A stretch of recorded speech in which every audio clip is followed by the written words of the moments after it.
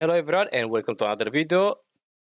Once again, we're gonna be reacting to Glueboy, this time talking about the Ministry, one of the non-aligned kindred faction, not being part of the camera. To be honest, I think they'll be considered to be their own faction, the Ministry, because from what I gathered, the Ministry will contain all types of clans, from Toreadors, from Ventru. Doesn't matter if you want to be a Ministry, you can be a Ministry. So without further ado, the link of the video is going to be in the description, and let's jump right into it. Clan Ministry, otherwise known as the Followers of Set, a previous name for them. These kindred, or Setites, as they're also called, these are your devilish, sinful, corrupter vampires. Sure, this guy might have all the right tools you need, maybe some proper intel, some resource you got to get your hands on. But do you really want to shake hands with the devil? No. Do you want to make that deal and possibly have a price that you cannot fulfill? Not if you want to stay human. In all honesty, Clan Ministry can be summed up just like this. Literally just this. Shadow, it's me, the devil.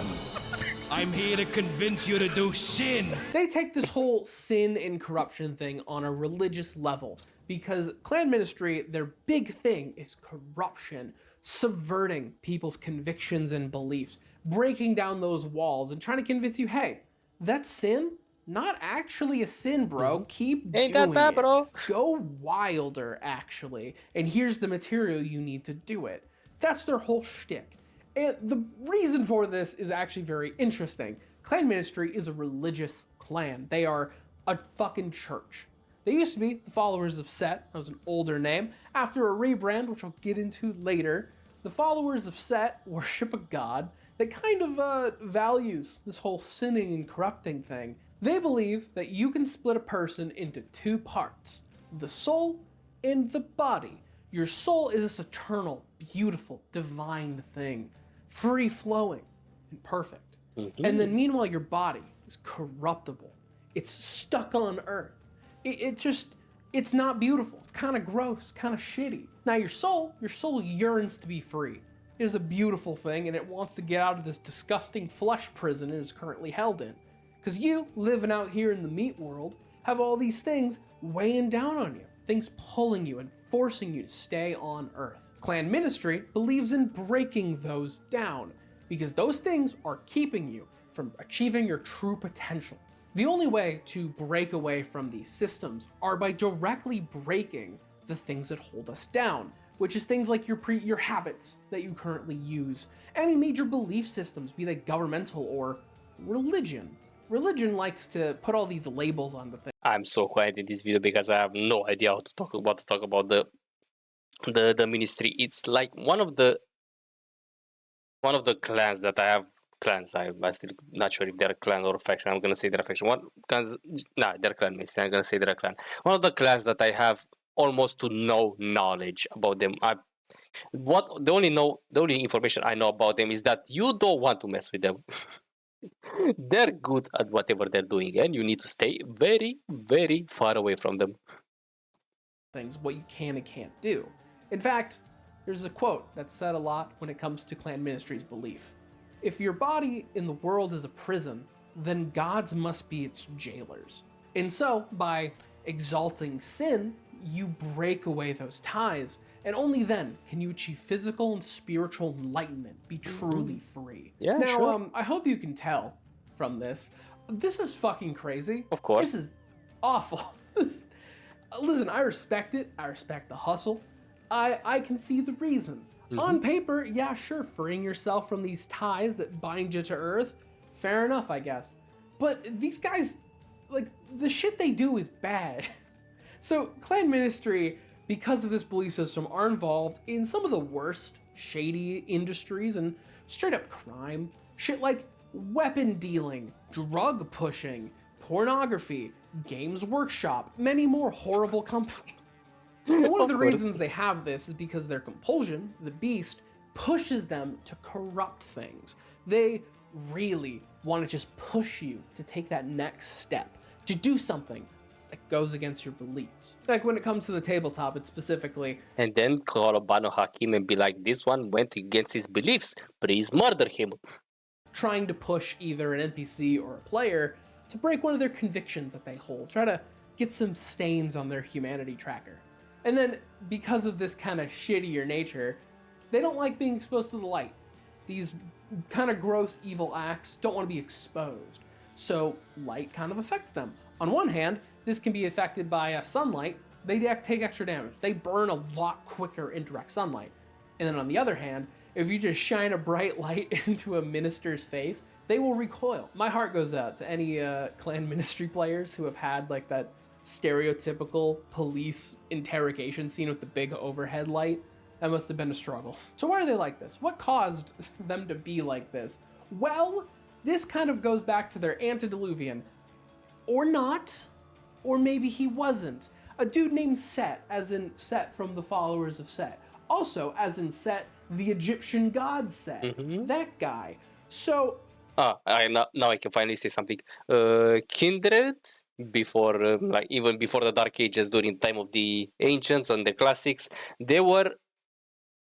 The only reason the old world was like there are so many gods and so on is because Kindred made them believe that they were gods.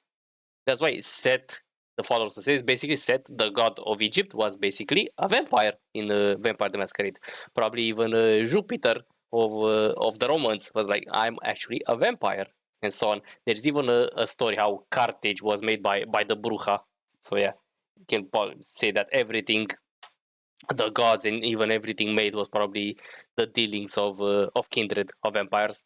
This character has a lot of shit going on, a lot. I'm not going to get into it in this video because otherwise it'd be stupid long. I plan to make a video on him alone because there's so much information here. That mainly because there are so many different stories based on his origin and the origin of clan ministry or followers of Set. So there are three possible things for him, three possible origins for him and his clan. I will paint them in broad strokes, and when I eventually make a video, I will actually go into them a lot more in depth. So stay tuned, subscribe and do that shit. The first one, the story of Set is literally the Egyptian story of Osiris, like Ra and Horus, the story of Ra stepping down, and he was gonna nominate Osiris as being the next leader of the gods. Set was a little mad, made the coffin, chopped up Osiris. Isis used his dick in somehow and made Horus, and then boom, they fought, kicked his ass, and now Horus is involved. Like that Egyptian mythology, like that story we've all heard. And it, to be fair, I didn't remember the penis part. Really? They made him out of his penis. literally happened, like for real, in this telling of Set's origin. And then I mean, I shouldn't be surprised. Aphrodite was basically made from they threw penises in the sea, and from the flood or something like that, she came out of it, which again is disgusting. after this, Ra Hopefully, it was Aphrodite and not someone else or something invented by me for some reason. I hope I didn't invent that. That's really creepy. I don't want to talk too much about it. cursed him for going through all of this, cursing him with being a vampire, and specifically, due to Ra being the sun god, cursed him to never be able to go in the sun again. Which then he went out and he gained 12 disciples that he wandered around with. These disciples he turned into vampires as Childer, who then were punished by Ra for siding with Set, and all 12 immediately turned their back on him, begging for any form of forgiveness. Set, declaring his vengeance that will be gained one day, went off and disappeared to never be seen again. Now there are a couple things with this telling I want to point out. First, in this retelling, Set is the first vampire. He is the origin point. Cain, not in this fucking story. And those 12 disciples, despite being a little bit of a Jesus figure, those 12 disciples are very implied, as in pretty overtly said, to be the founders of the 12 other clans. Yeah, the antediluvians. This is a pretty heavy rewrite of the origin of vampires in vampire lore, directly going against the origin we get in the Book of Nod. That's the thing with vampires. There are so many layers, so many lies, so many half truths that the truth just gets lost and probably is never found again. And then when you want to know something, you basically have to believe either what lie was last told or which lies were the last told, or not believe anything at all. Which also paints the reason why Set and his followers are kind of really against the other clans. The second one goes a little like this. So Set is instead a warrior, a great powerful warrior, working with like Osiris, and he's serving under Ra. Specifically, his job is to fight Apep, the chaos serpent, the serpent that will devour the sun one day, and the apocalypse will happen. He is the best warrior, he's the coolest guy, and he keeps bragging about how cool he is. And Osiris thinks he's a nerd.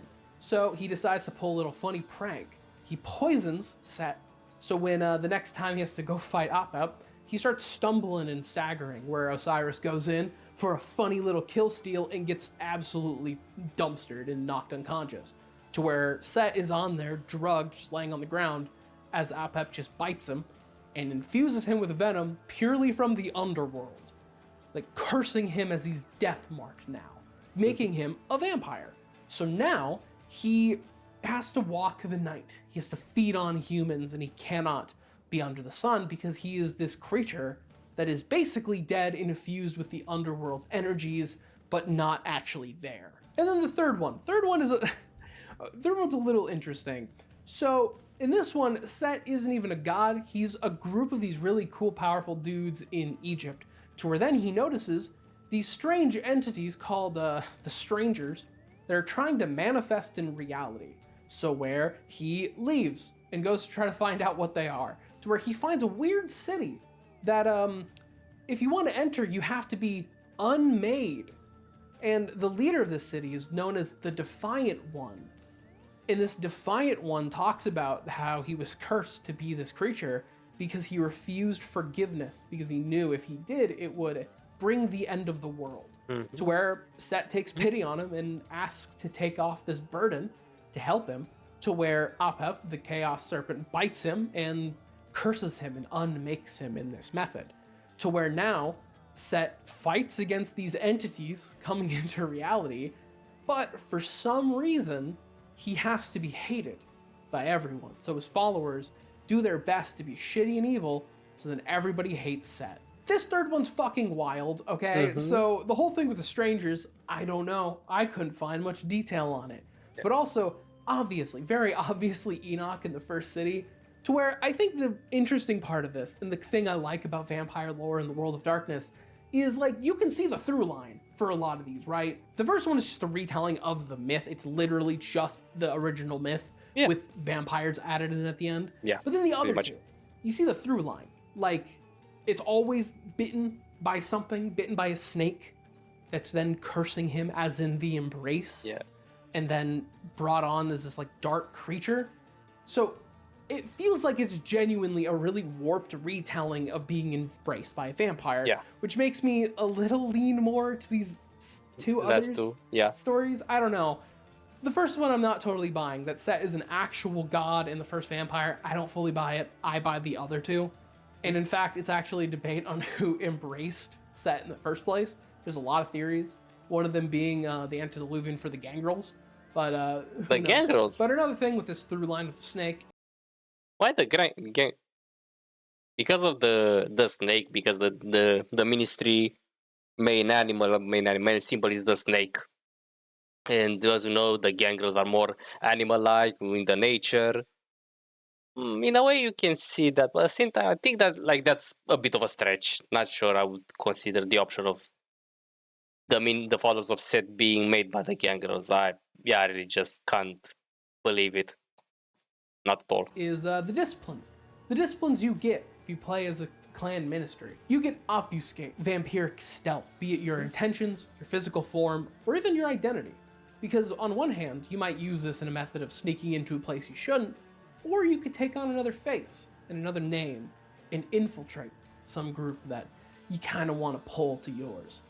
And then another one you get is presence. Presence being the control of emotions. Make people love you and adore you or fear you. Yeah.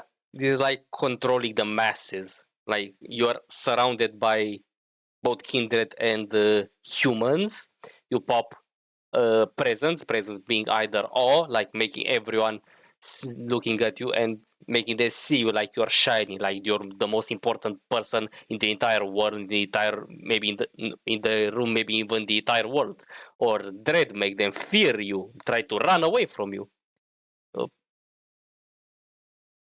Present is pretty much used like make sure everyone else is distracted from what we are doing in the back. Either that or yeah, making sure that you are in the center of attention. Toreadors like it. Toreadors like it a lot. Of course they do. Completely. And then the last one. This is Serpentis in every other edition, and Protean in Vampire 5, because Vampire 5 uses amalgam abilities instead of having all the really cool, unique stuff from the other editions. Yeah. I like V5. I think the core system's very cool. I don't like how they handle disciplines, I'm going to be honest. But the main thing is Protean is transformation, shape-shifting, taking on... I also, hold on, I'm gonna stop here. I also think that's why people really don't like how Vampire the Masquerade Bloodlines 2 looks, is because it feels like they used the V5 disciplines instead of the old disciplines, especially 20th anniversary V20 version. You can see from how the fighting is handled in Celerity that yes, they didn't make Celerity how we expected it to be, how it's supposed to be. They made it the V5 family-friendly version, and that's why people got pissed. Because V5, in terms of tabletop RPG, yes, it's much better for beginners. However, the disciplines of older versions will definitely work better in the vampire in the video game itself. So yeah, I think that's just a personal opinion. Animal forms, and the Setites use this specifically to take on more reptilian forms, more things that are native to Egypt, while Gangrel use this to, you know, turn into wolves and such. Instead, they go for snakes. Scalies. You know, venomous teeth to bite people, eyes of the snake, or in particular, they could even go into crocodiles. So then we get to the modern knights. So there's a key question here. Why did the followers of Set change their name to Ministry? Well, this is a main method of rebranding their image, changing it up a little bit to fit more into vampiric society. So, this isn't, by the way, this isn't every, like, part of the clan. In Egypt, they still call themselves the followers of Set. They're a little more dogmatic and fundamentalist to, like, the original religion. It's shifted a little bit in others. They've always been kind of isolationist. And honestly, for a good fucking reason, because the fact they're in Egypt means that they have to deal with a couple of other supernatural creatures. In fact, one thing they got to deal with are werecats, known as Bassets. If you're... I didn't know they were a thing. That looks like something straight out of D&D. Just make these Dungeons and Dragons with an Uzi and a machete, and yes, that's absolutely D&D. Werewolf the Apocalypse, Gaia made some other creatures based on where they could be in the world, you know. Wow. Wolves aren't native to every spot on Earth. They fight them, and then the other one, the mummies. Because mummies are real in World of Darkness. And mummies very powerful. Are very powerful undead creatures. With the story that they play, basically told me if, or maybe even another player, I don't remember, if a mummy was to get in a city in America, that city will be absolutely destroyed. They're absolutely incredibly powerful. Because a lot of them come from Osiris and Horus. So you have these three types of entities who are all like, yo, if I see a fucking Setite, it is on sight. I'm killing them. So they got a lot to deal with. But on the other hand, not just fully getting into normal society, they also had a bit of a religion shift. They changed some of their beliefs. More liberal. So the new name of Ministry also accompanies the idea that a lot of them now have of Set lives inside of them. In fact, Set actually awoke in like 300 BCE, and he was just yelling in Egypt and Africa. And everyone around heard it. All of his clan members heard his voice, singing through their blood. And so they feel like they can hear him communicate through their veins and reverberate in their own blood. To where some even go so far as to meditate, just quietly trying to listen for any of his new teachings and new sayings. And so, with that name, every clan member is kind of like their own ministry, because now their god lives inside of them. Which also leads to a really fun thing of every clan ministry member usually has their own secret heretical version of their religion, because you have this personal god inside of you talking to you. You're going to make your own interpretations because God said so. So usually they keep this mega secret because the more fundamentalist might get a little upset on the deviation. But on the other hand, if you're really persuasive enough and you're really charismatic, you can convince other Setites to join your version of the religion. Or you could convince other kindred. So that's actually a thing. You don't have to be born into the clan. You can be brought in as a kindred of another clan. And all of this too, they were trying to really re-enter the society because a lot of shit kept happening. So one big deal is the fact that the Gehenna War is going on in the Middle East. The Beckoning is calling all the elders to go fight in this war. And they also previously did have an invitation to join the Camarilla, and they ignored it. They just didn't attend the meeting, which Camarilla was not happy about. But they tried to get in. They tried to set up a meeting. They were rejected. They were told they cannot join the Camarilla Society. Not fully their fault, maybe. They set up a nice little like third party joint at a hotel, and then somebody set up a bomb in the hotel and blew it up. And we don't know who did it, but there's theories like Banu Hakim, that clan did it because they also tried to rejoin the Camarilla at the same time, and they had the most to gain from the Camarilla saying no to the Setites. Or the Toreador, which they might have a little bit of beef with. Or the Setites themselves might have done it because after being rejected by the Camarilla, the Anarchs welcomed the ministry with open arms. A bad move. A bad move. Don't trust these guys ever. I think they're cool. I think they're very neat. I love them. There's so many cool character concepts. But don't trust the dudes whose entire religion is corrupting people and being sinful. I don't know, man. Keep them on a fucking leash. Just keep away. I don't want to deal with it. Which then brings us to, I guess, the important question. Where does this put you as a new member of clan ministry in the world of darkness? Well, there's a lot of avenues I think you can take a character like this. Maybe your character is part of just some local clique that you've built up together.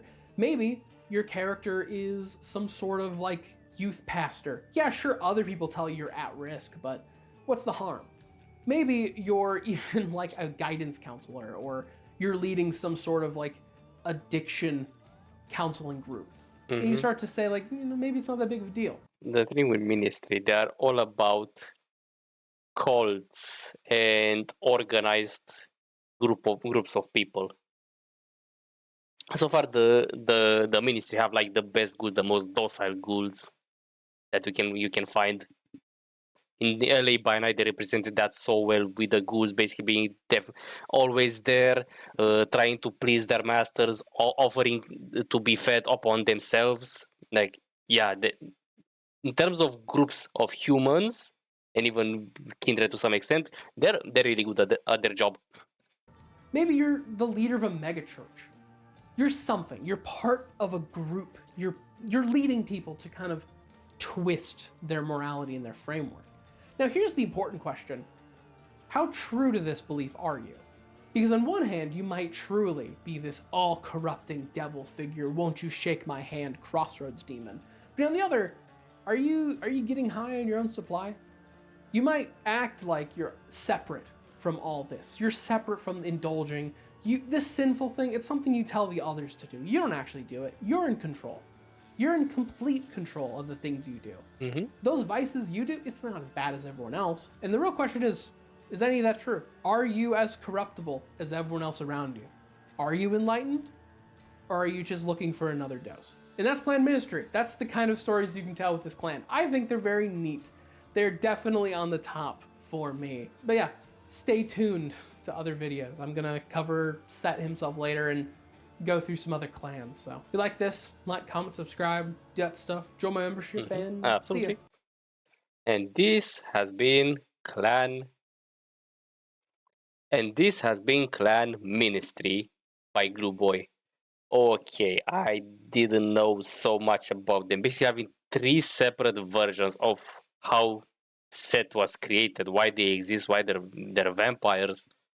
I didn't remember the hotel bombing part, which could be Banu Hakim, absolutely. He said themselves they had the most to gain from the ministry not joining, because at the same time they wanted to join the Camarilla, and if the Camarilla if the Setites managed to get inside the Camarilla, that lowered the chance of the Banu Hakim joining the Camarilla themselves. Could be Toreadors, because they're a bunch of petty assholes who scheme and backstab just because for them it is fun, or because they hold beef. And as you said, it could be just themselves, someone more Puritan, let's say like that, more to the original core of idea, or just hating the Camarilla altogether. We're like, nope, I'm not allowing you to join. We're gonna go to these bastards right here who don't impose on us anything besides just not making problems for them. We're definitely gonna make problems for them, but they don't need to know about it. So yeah, this has been indeed very useful. Thank you for watching. Hope you enjoyed it, and see you all next video.